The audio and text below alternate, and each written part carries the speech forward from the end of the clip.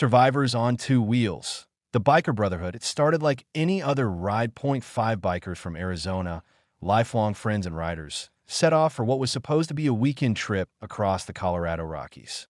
The group called themselves the Iron Howl, a name earned from years of tough roads, loud engines, and loyalty.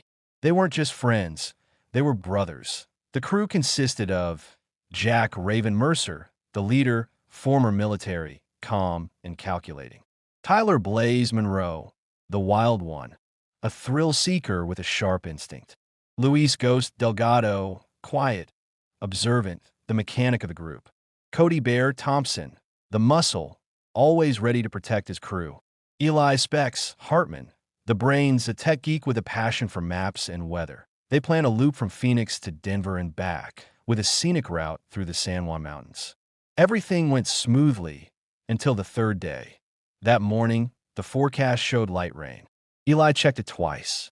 No signs of anything serious. But Mother Nature had other plans that by the time they reached the narrow cliffside road near Red Mountain Pass, a freak storm hit. Not just rain, sleet, hail, thunder. Within minutes, visibility dropped to near zero.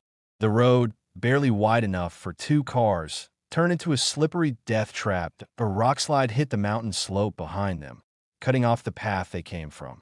Panic set in, but Raven took control. We moved forward, slowly. No panicking, no mistakes, he said through the comm in his helmet. The wind howled. I stuck to their visors. At one point, a bolt of lightning struck a tree less than 50 feet away, the crack louder than any engine they had ever heard.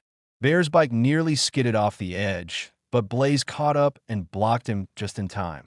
The road curved into a blind turn, and that's when the second landslide hit. Boulders the size of cars tumbled down ahead of them, tearing the road apart.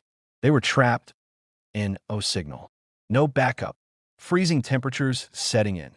Ghost suggested they set up shelter near a cliff overhang.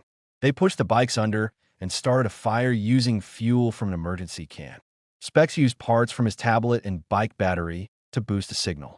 After 4 hours of trying, a weak emergency ping got through, but the rescue wouldn't come until morning.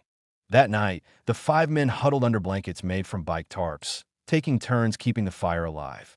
They didn't sleep much. The storm kept raging. At one point, they heard wolves howling in the distance.